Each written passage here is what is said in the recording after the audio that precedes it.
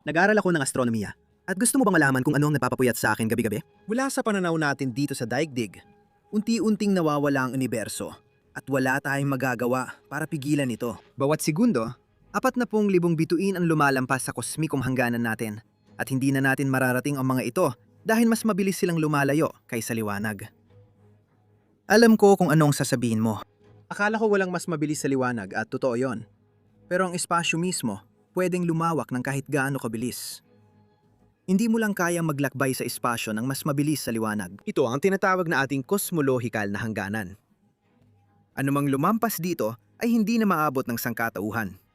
Kahit ang kanilang liwanag ay hindi na muling makakarating sa atin. Ibig sabihin, unti-unti silang mawawala sa paningin natin.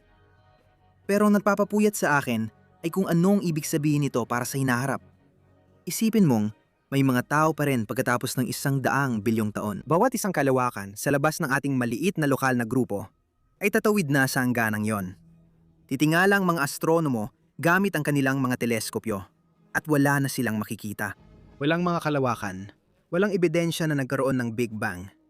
Para sa kanila, ang universo ay ang ating Milky Way lang, yun lang.